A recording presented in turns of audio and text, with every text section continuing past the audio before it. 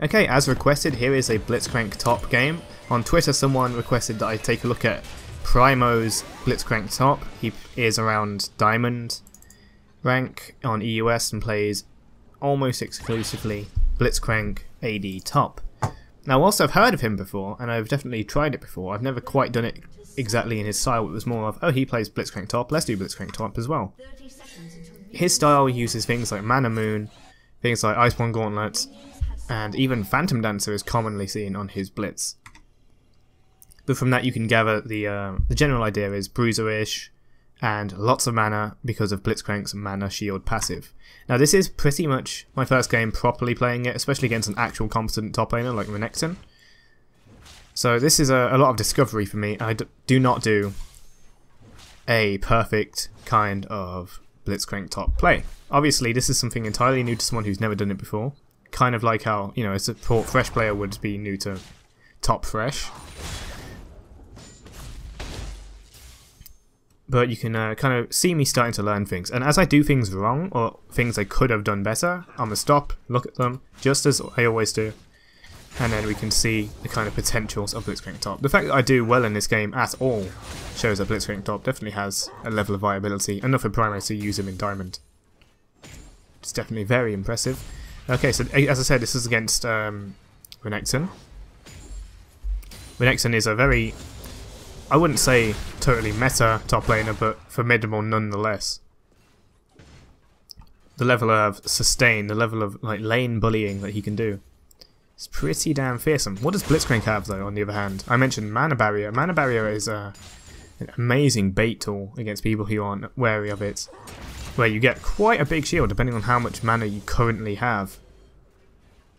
That's not maximum mana, that's the amount of mana you have. So if you've got plenty of mana in your mana pool and someone takes you below like 20% health or whatever it is, you'll get a massive shield, and that almost, if I played it more aggressively than one of these clips, would have led me to kill Renekton. His E is an auto attack reset and does 200% of your AD as damage. So like Thresh's one, only Thresh's is basically triple damage with magic. This one is just double damage physical in one hit, so it gains full benefit from lifesteal. Thus the Warlord's Blood's Choice. I couldn't exactly find what Primo was using. Primo doesn't have a guide of any kind, so I just kind of looked at the OPGG that was linked to me and just thought about things I would build based on that. Rumble's method of gank here would have probably been a lot better if 1, I landed a hook, and 2, I was fresh with a lantern. Otherwise he'd be better off going around the side really. Goes in regardless, but unfortunately there's little follow-up I can do there. My Mana Barrier didn't proc, so I could have went in a bit more, but I'd rather it, you know, didn't. I didn't feel comfortable going in and not only missing those minions, taking damage from those minions, proccing my Mana Barrier for no reason, and probably not getting anything else of it. In any case, I have to recall and probably use my TP to get back. First item, Tear of the Goddess. A necessity. Primo, I did find an AMA on his Reddit. I would have maxed W if I was unaware, but he strongly suggests you max your E. And the reason for that is because not only is it one of your most versatile trading tools, even though the only thing that goes down is the cooldown. What's this sick hook on the minion to CS it? Anyway, he's says that you should use max your E to lower the cooldown because it's just such a good trading tool. It's an auto attack reset. It does provide damage, even though W does seem like the most DPS option. W is the the highest DPS option. The way I've looked at Blitzcrank's new W is like, it's like a mini Master Yi ult with a downside at the end. And by new I mean whenever it got reworked a few years ago. Also, it does provide amazing stats, and you can build him for that, which is why Phantom Dancer is a pretty good item on him. It's not worth maxing it for it, because building pure AD on Blitzcrank early game is not going to translate very well. Other people scale better with AD. It doesn't matter how good your W is and how good your E is. So the first item was Tear of the Goddess. We're going to swiftly turn that into Iceborne Gauntlet for the armor, CDR and the Sheen proc. And of course the mana, which will then synergy with the mana later and synergy with Mana Barrier even more.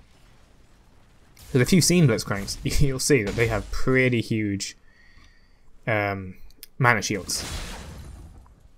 And the great thing about using Warlord's Bloodlust is that whilst you have no inbuilt sustain, it provides sustain for use in the top lane for a person who doesn't have it. And also, if you use your E to proc Warlord's Bloodlust, you'll get full lifesteal off of that E. By that I mean, of course, Warlord's 20% lifesteal off of the E, which is really nice free heal there. Anyway, Rumble prepared for a gank, but isn't too likely. He's going to come around from the back, and I've got to do some kind of bait here.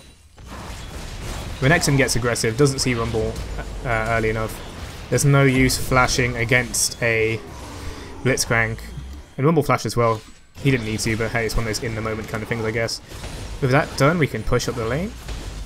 Secure some more CS. You can see how often I'm Eing, by the way. The E is really such a good ability on Blitzcrank. And the fact that you can get the cooldown quite low is, you know, so inherently amazing. We get a second kill there. You basically saw all you needed to. It was just lots of punching. Lots of punching. Speaking of which, if you've been following me for a long time, back when I used to stream, I had a stream moments thing where I was playing Blitzcrank jungle for fun. I think that's stream moments number 3. It's like League of Caffeine. I think that's what it's called. You can go back and look for that. Maybe I will link it at the end. But hey, that was Blitzcrank jungle is like super fun pick. Viable? No. Fun? Yes. As for Blitzcrank top, according to Primo, it's purely, like, it's incredibly viable. You can play at Diamond and actually get a win rate. I've yet to prove Fresh's viability, but hey, one day. Anyway, in this game I say I do a lot of testing, so you can see I'm going in for trades with the Renekton. Not because I know that I'll win them, but to find out if I'll win them or not. And there, against a minion wave, no. Renekton is the king in the minion wave. Nevertheless, I try to get some Warlord's Bloodlust lifesteal. And around this time I start thinking about optimizing my E to use Warlord's Bloodlust to get some sustain.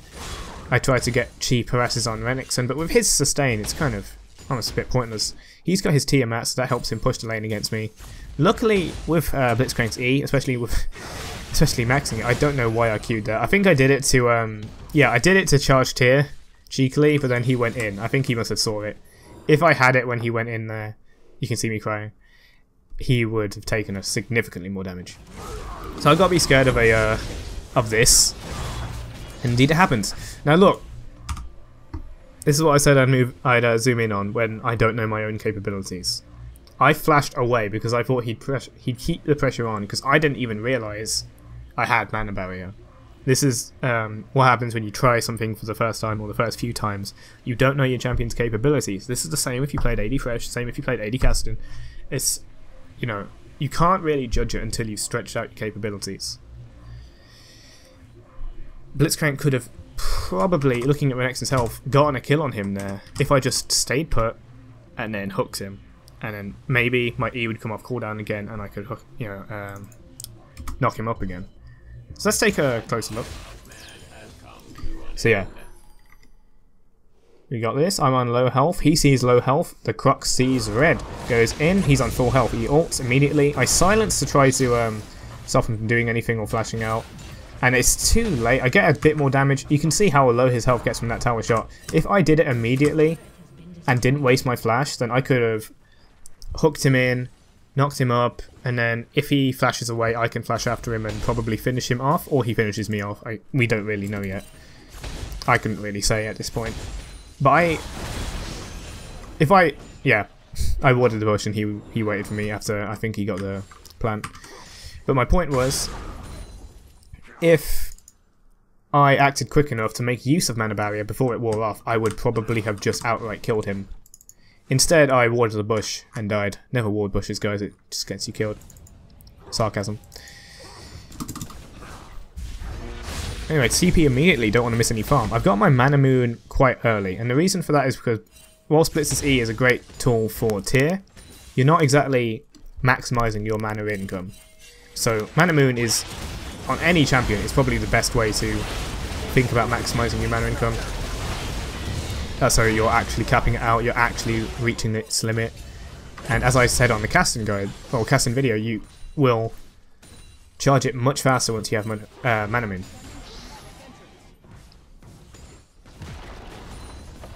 So anyway, it's just a bit more farming. We are around even in farm when he gets this wave. Well, I suppose I'm slightly ahead, provided we both 100% each other's waves. He's got Ravenous Hydra, which is pretty damn strong. I dare not duel that. I've got my Mana Moon, I've got my Glacial Shroud to give me a bit more potential in little scuffle skirmishes and just full-on fights. Look at that, you get some pretty good trades off, and I do win purely because of the tower, but tower aside, I would have probably lost. And if you can see it here, I'd say Blitzcrank has more damage potential than Fresh, because his E gets onto such a low cooldown. And, you know, the ability to knock up, the W steroid, these are things Fresh doesn't have. Fresh is more tailored towards a support. Blitzcrank was never a support. He was basically a fighter that happened to be really good at support. That was me getting cheeky, and he deserves a kill there. I believe he healed off the thing. Let's look at that again. So yeah, I'm on low health, and I think about getting a good trade with Renekton. It's like, wow, there's a tower. If you take some tower shots, you'll probably die. It's a good hook. Goes around the minions. He doesn't actually take a tower shot. Okay, there he does. But he ults just in time. My mana barrier isn't quite big enough. I was a bit too big for my boots, and yeah, I'm pretty sure he healed off, like, me, the minions, his ult. Renekton is an entirely different beast when it comes to laning. Same with Pantheon. Though they're not quite in the same vein. I'm 1-2-1, not the best. I'm still learning the crank here.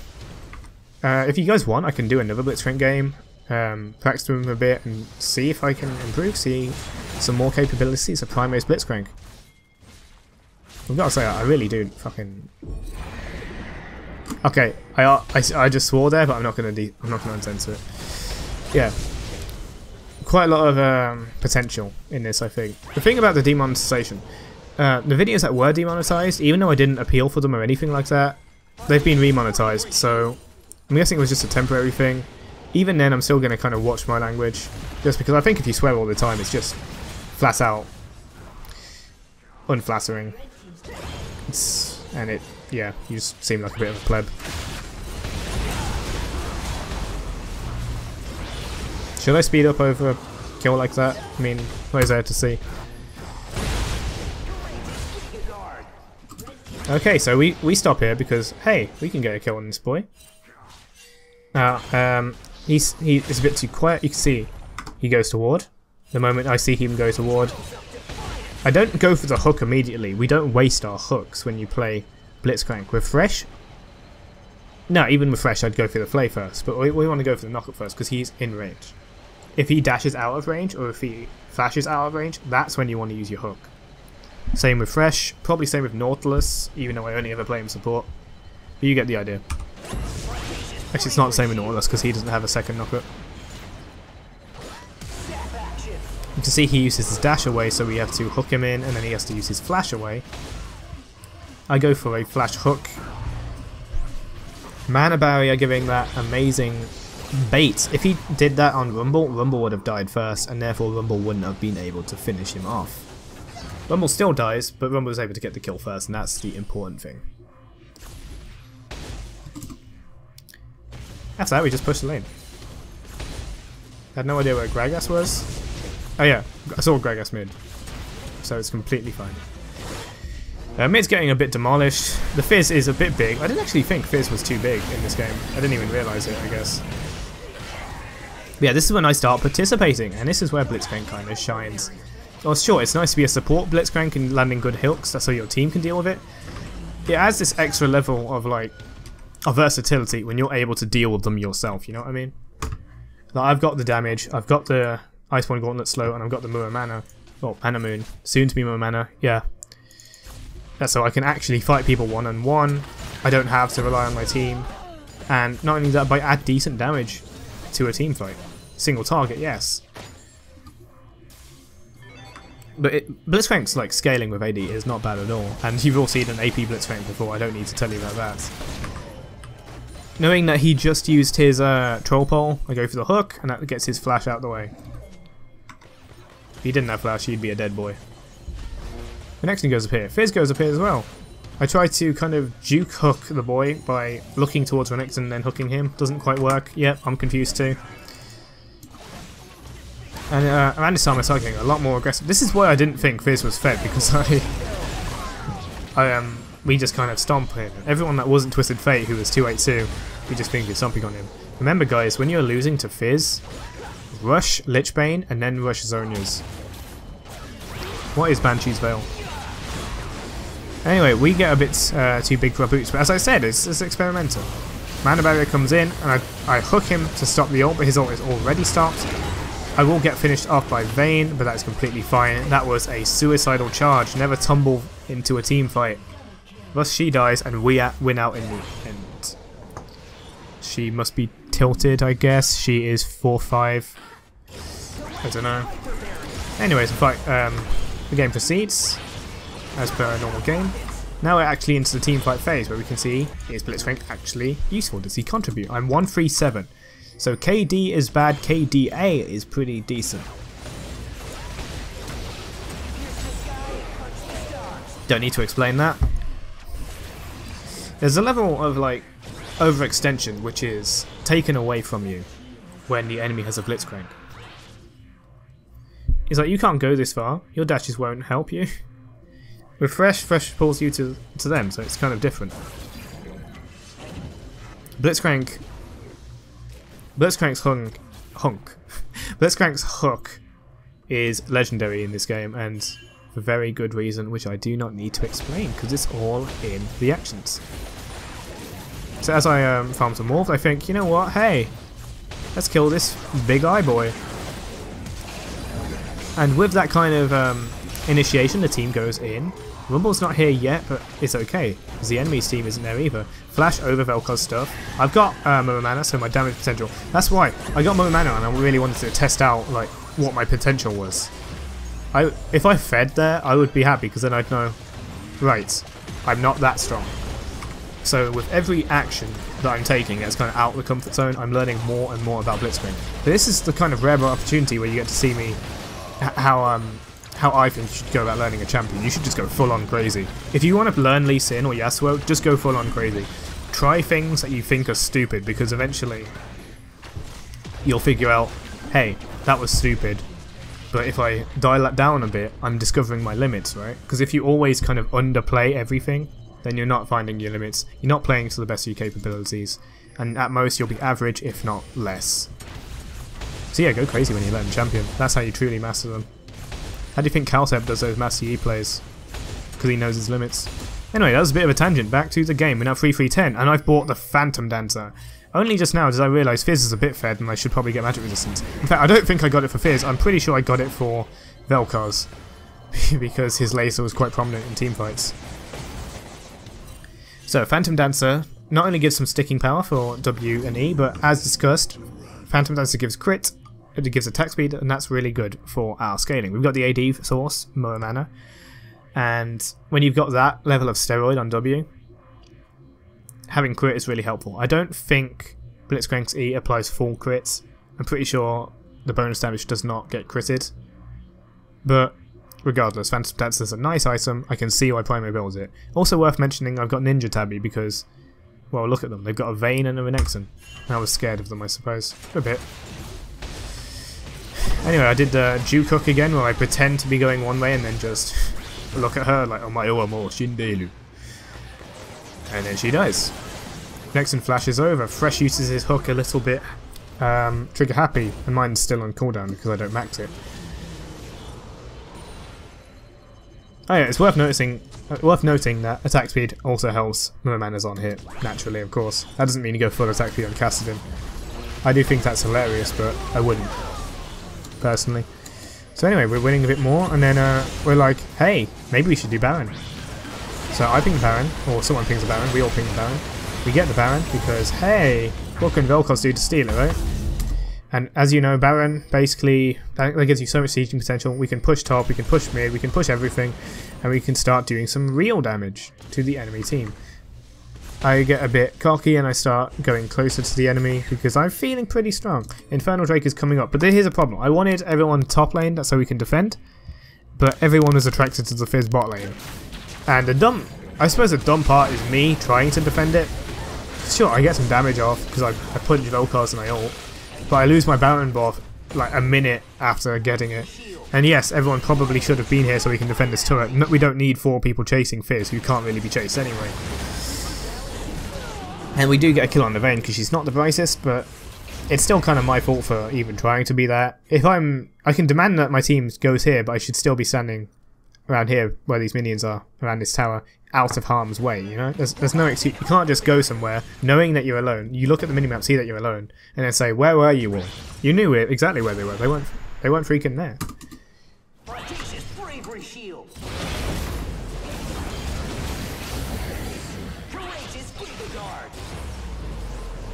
Yeah, just more idle wondering. Meanwhile, I'm interested in that Infernal Dragon. We can see it's being taken, and I thought, hey, guys, I think we can take him. I think we can just push him away. I think we can just go in and be like, no, this is ours. Gragas, he goes a bit too close. We got the damage. Don't even need the AD carry. I'm the AD carry now. Vayne gets a bit far. I think I go... Do I go for a flash? I don't think I do. Nice red card and Twisted Fate. That's enough to pick her up. We're happy with that. Talisman of Ascension from Thresh. Doesn't really do much. But hey. I pull in Renekton because what can he do? What can he do against all this? There's just too much damage. It's nice knowing that Blitzcrank has good utility, pretty much from just 2 abilities. And also has the damage to back it up. So, is he better than Thresh? Oh, I think that's detestable. Thresh is ranged, and that is a pretty big factor. And Thresh is arguably much better peel. In terms of pure damage scaling, Blitzcrank is significantly better. Thresh one-shots are nice and memey, but Blitzcrank is able to be consistently damaging and useful. I go for a blind hook on the Vayne. And from this point in the game, it's much more just kind of, we've got the advantage, let's keep it up. Let's keep the pressure up on their towers, let's keep doing all this. Fresh hooks, Gragas doesn't go in on it. And I'm just looking for places to just kind of flash over and fist Vayne. He gets a hook in, so I just think, oh, hello Vayne. She tumbles away. Again, now, what I talked about Thresh having the happy hook, I just did a happy hook, and therefore I got duped by the tumble. Misfortune fails her own ultimate, but it doesn't matter because we've got enough damage anyway. At this point, I'm like, no, let's get back. I start pinging back. We can get, like, their red buff and stuff.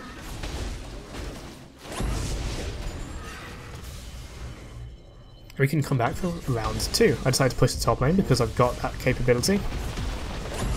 Blitzcrank is deadly good at sieging towers, by the way. Low cooldown E means lots of Sheen procs. It's 200% AD, and you have so much attack speed on W, as I do compare it to Highlander on Master Yi. So that's really great for just dealing lots of damage to a tower. If you buy Elixir of Brilliance with that W, it's a lot of damage. Obviously, well, I was going to say he'd dodge it with an ability, but I suppose that can happen too. Anyway, it's time for us to group fight.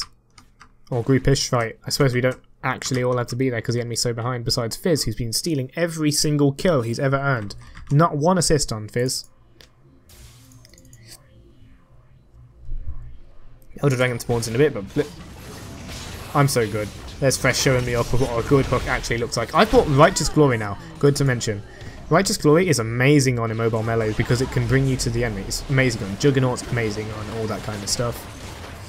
I would probably take it on people like Urgot, Darius, and I suppose Blitzcrank. Blitzcrank is kind of a Juggernaut.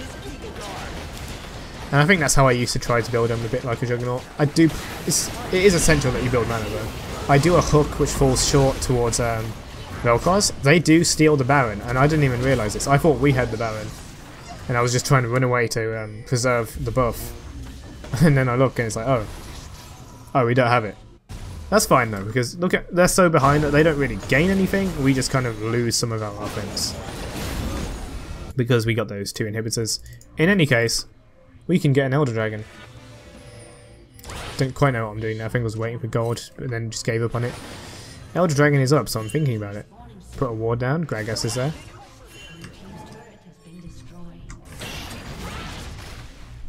Obviously, Hook gets jukes.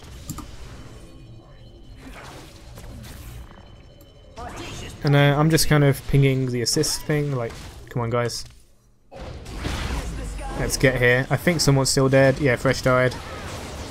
Then we'll get to take some hits, and I'm just going to top lane because we need to defend all the angles. And I trust that these guys, since we're still ahead, can do something about it.